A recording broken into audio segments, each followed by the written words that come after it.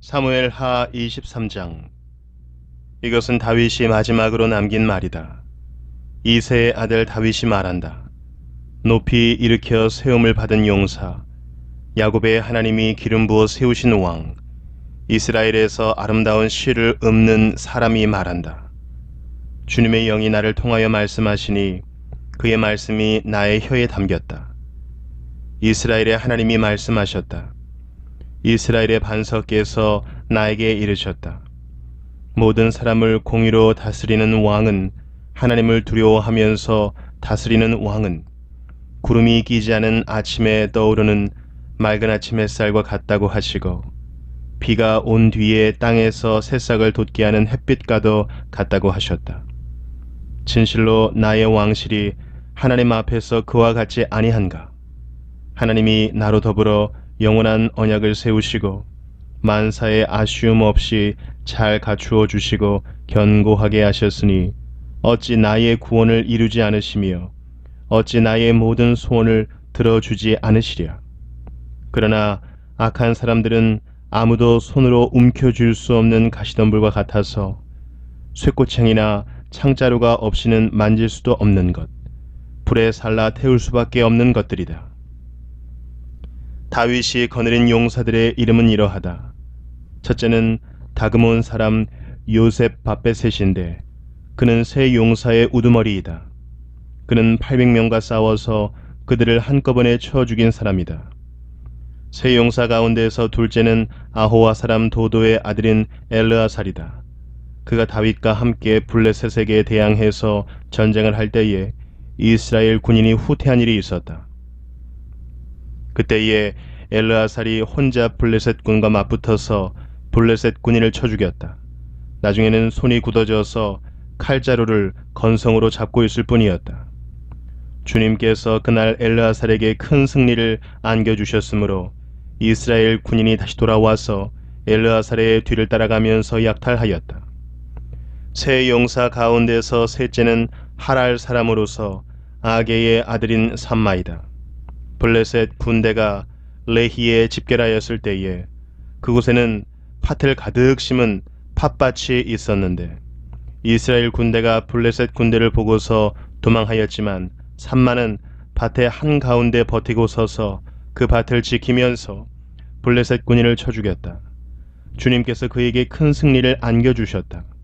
수확을 시작할 때에 블레셋 군대가 르바임 평원에 진을 치니 30인 특별 부대 소속인 이세 용사가 아둘람 동굴로 다윗을 찾아갔다. 그때 다윗은 산성 요새에 있었고 블레셋 군대의 진은 베들레헴에 있었다. 다윗이 간절하게 소원을 말하였다. 누가 베들레헴 성문 곁에 있는 우물물을 나에게 길어다 주어 내가 마실 수 있도록 해주겠느냐.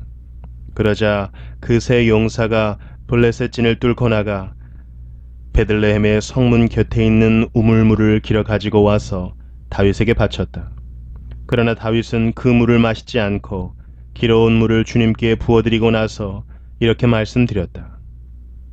주님, 이 물을 제가 어찌 감히 마시겠습니까? 이것은 목숨을 걸고 다녀온 세 용사의 피가 아닙니까? 그러면서 그는 물을 마시지 않았다. 이 세 용사가 바로 이런 일을 하였다. 스루야의 아들이며 요압의 아우인 아비새는 30인 특별 부대의 우두머리였다. 바로 그가 창을 휘둘러서 300명을 쳐 죽인 용사이다. 그는 세 용사와 함께 유명해졌다. 그는 30인 특별 부대 안에서 가장 뛰어난 용사였다. 그는 30인 특별 부대의 우두머리가 되기는 하였으나 세 용사의 견줄 만하지는 못하였다. 여호야다의 아들인 브나야는 갑스엘 출신으로 공적을 많이 세운 용사였다. 바로 그가 사자처럼 기운이 센 모압의 장수 아리엘의 아들 둘을 쳐 죽였고 또 눈이 내리는 어느 날 구덩이에 내려가서 거기에 빠진 사자를 때려 죽였다. 그는 또 이집트 사람 하나를 죽였는데 그 이집트 사람은 풍채가 당당하였다. 그 이집트 사람은 창을 들고 있었으나 브나야는 막대기 하나만을 가지고 그에게 덤벼들어서 오히려 그 이집트 사람의 손에서 창을 빼앗아 그 창으로 그를 죽였다. 여호야다의 아들 브나야가 이런 일을 해서 그 새 용사와 함께 유명해졌다. 그는 30인 특별부대 안에서 뛰어난 장수로 인정을 받았으나 새 용사에 견줄만 하지는 못하였다. 다윗은 그를 자기의 경호대장으로 삼았다. 30인 특별부대에 들어있는 다른 용사들로서는 다음과 같은 사람들이 더 있다.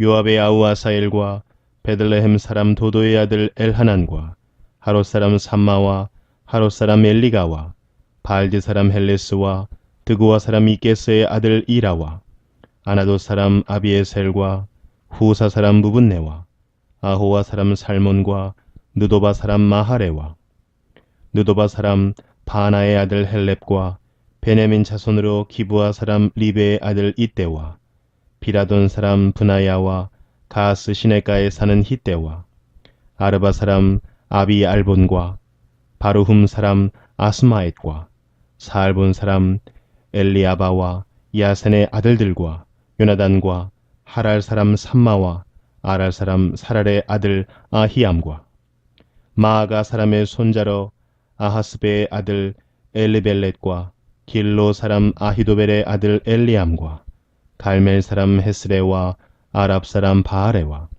소바 사람으로 나단의 아들 이갈과 가 사람 바니와 암몬 사람 셀렉과 수르야의 아들 요압의 무기를 들고 다니는 부에롯 사람 나하레와 이델 사람 이라와 이델 사람 가렙과 헷 사람 우리아까지 모두 합하여 37명이다.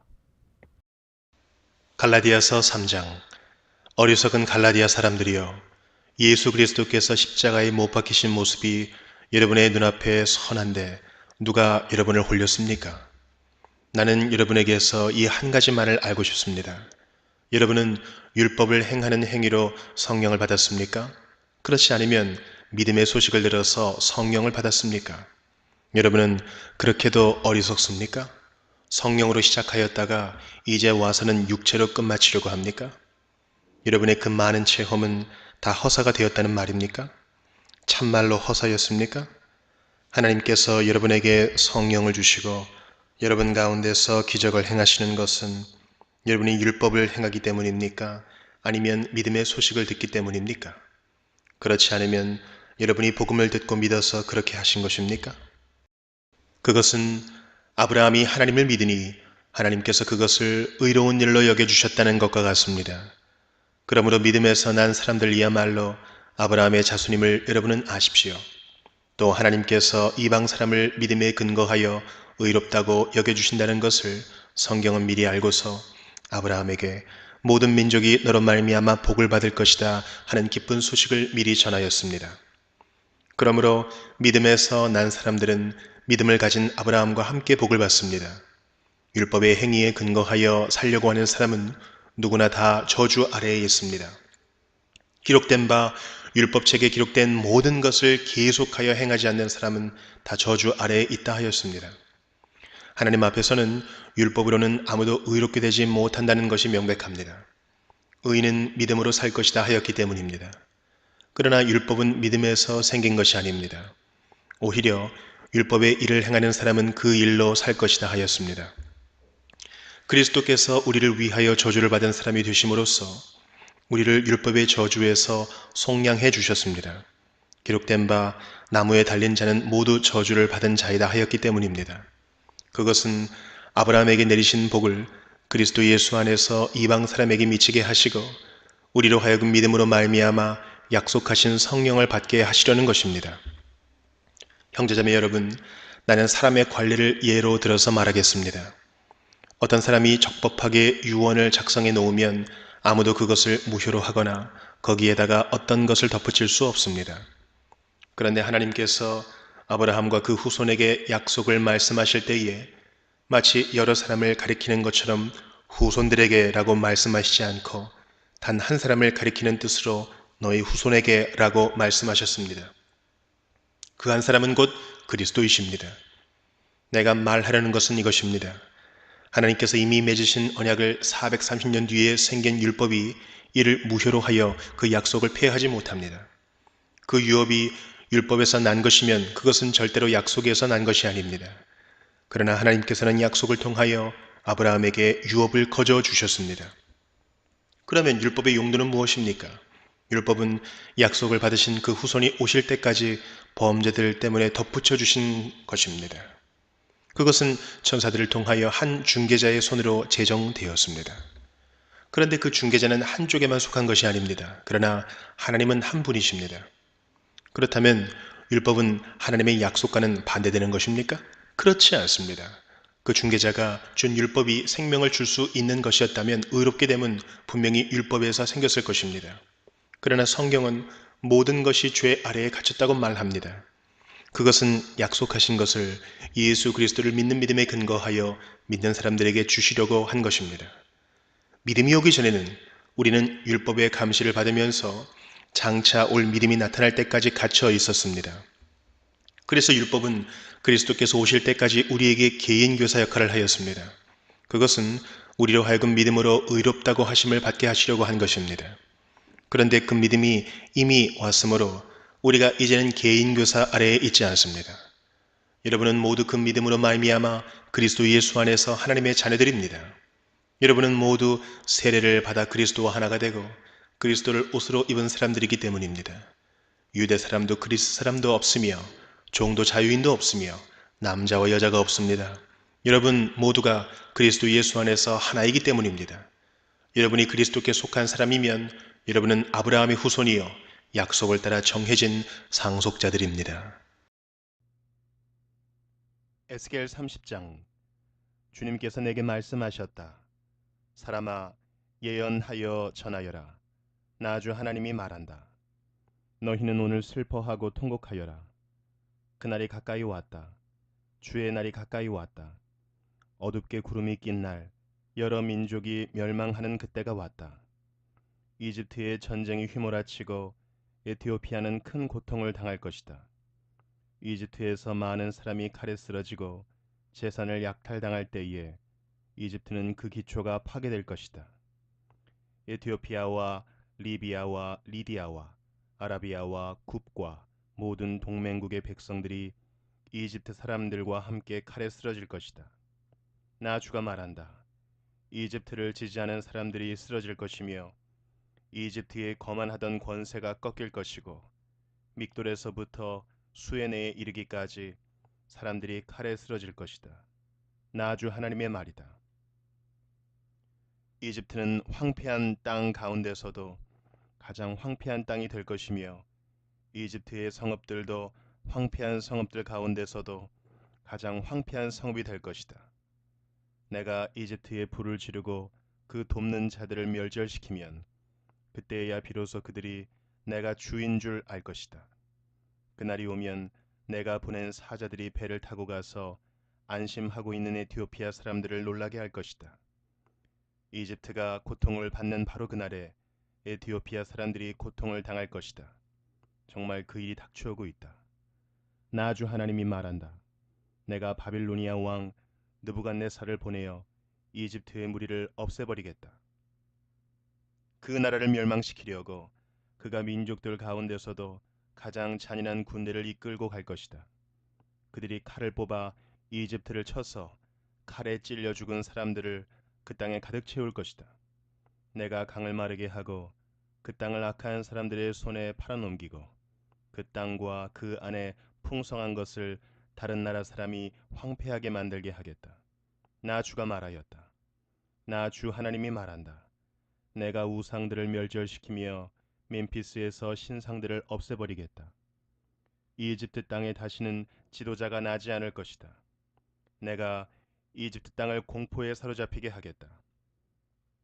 내가 상 이집트 땅을 황무지로 만들어 버리고 소환에 불을 지르고 테베를 심판하겠다. 또 내가 이집트의 요새인 펠루시움에 내 분노를 쏟아붓고 테베의 무리들을 멸하겠다. 내가 이집트에 불을 지르면 펠루시움의 요새가 고통으로 몸부림칠 것이고 테베는 적에게 뚫릴 것이며 멤피스에는 날마다 적들이 쳐들어갈 것이다. 헬리오폴리스와 부바스티스의 젊은이들은 칼에 쓰러질 것이며 주민은 포로로 끌려갈 것이다. 내가 이집트의 권세를 꺾어버릴 때에 드합 느헤스는 대낮에 캄캄해질 것이다.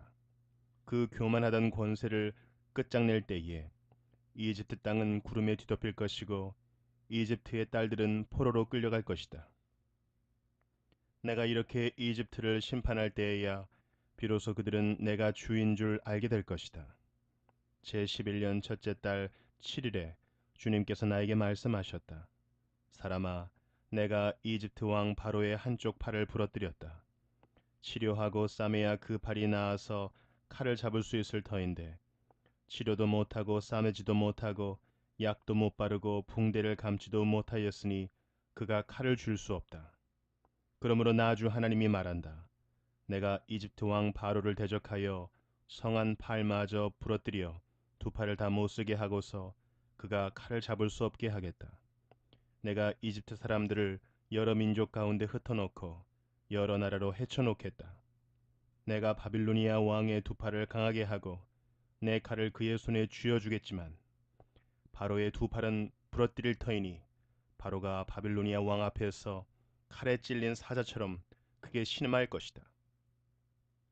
내가 바빌로니아 왕의 두 팔을 강하게 하면 바로의 두 팔은 떨어져 나갈 것이다. 내가 바빌로니아 왕의 손에 내 칼을 쥐어주고 그가 그 칼을 뽑아서 이집트 땅을 칠 때에야 비로소 그들은 내가 주인 줄 알 것이다. 내가 이집트 사람들을 여러 민족 가운데 흩어놓고 그들을 문나라로 헤쳐놓겠다. 그때야 비로소 그들은 내가 주인 줄 알 것이다.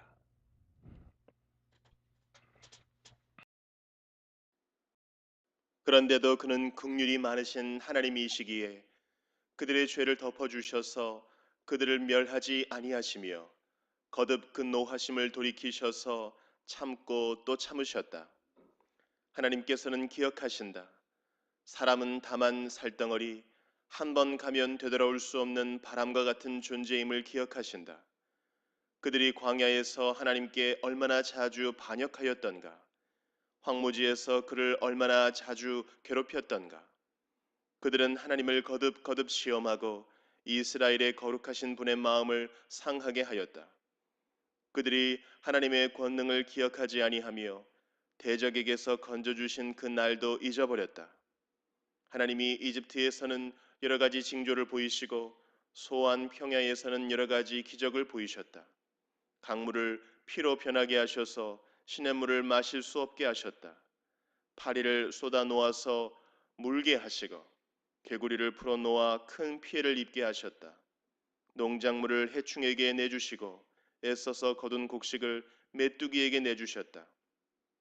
포도나무를 우박으로 때리시고 무화과 나무를 된 서리로 얼어 죽게 하셨으며 가축을 우박으로 때리시고 양떼를 번개로 치셨다.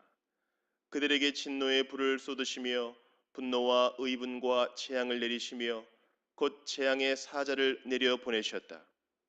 주님은 분노의 길을 터놓으시니 그들을 죽음에서 건져내지 않으시고 생명을 연병에 넘겨주셨다. 이집트의 마다들을 모두 치시고 그의 힘의 첫 열매들을 함의 천막에서 치셨다. 그는 백성을 양떼처럼 인도하시고 가축떼처럼 광야로 이끄셨다. 그들을 안전하게 이끄시니 그들은 두려워하지 않았고 그들의 원수들은 바다가 덮어버렸다. 그들을 거룩한 산으로 이끌어 들이시고 그 오른손으로 취하신 이 산으로 이끄셨다. 여러 민족을 그들 앞에서 몰아내시고 줄로 재어서 땅을 나누어 주시고 이스라엘 지파들을 자기들의 천막에서 살게 하셨다. 그럼에도 그들은 가장 높으신 하나님을 시험하고 거역하면서 그의 법도를 지키지 않고 그들은 그들의 조상들처럼 빗나가고 배신하여 느슨한 활처럼 엇나갔다. 그들은 산당에 모여 그의 노를 격동하며 조각한 우상을 섬기다가 그를 진노하게 하였다. 하나님께서 듣고 노하셔서 이스라엘을 아주 내버리셨다. 사람과 함께 지내시던 그 천막 실로의 성막을 내버리셨다. 주님의 능력을 나타내는 괴를 포로와 함께 내주시고 주님의 영광을 나타내는 괴를 원수의 손에 내주셨다. 주님의 백성을 칼에 내주시고 주님의 소유의 분노를 쏟으셨다. 불로 젊은 총각들을 삼켜버리시니 처녀들은 혼인 노래를 들을 수 없었다. 제사장들은 칼에 맞아 넘어지고 과부가 된 그들의 아내들은 마음 놓고 곡 한 번 못하였다. 드디어 주님은 잠에서 깨어난 것처럼 분연히 일어나셨다. 포도주로 달아오른 용사처럼 일어나셨다. 원수들을 뒤쫓아가서 쳐 부수시며 길이길이 그들을 욕되게 하셨다. 그리고 주님은 요셉의 장막을 버리시고 에브라임 지파도 선택하지 아니하셨다.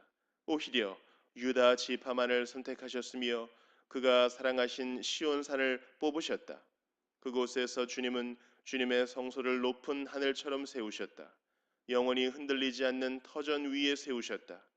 주님의 종 다윗을 선택하시되 양의 우리에서 일하는 그를 뽑으셨다. 암양을 돌보는 그를 데려다가 주님의 백성 야곱과 주님의 유산 이스라엘의 목자가 되게 하셨다. 그는 한결같은 마음으로 그들을 기르고 슬기로운 손길로 그들을 인도하였다.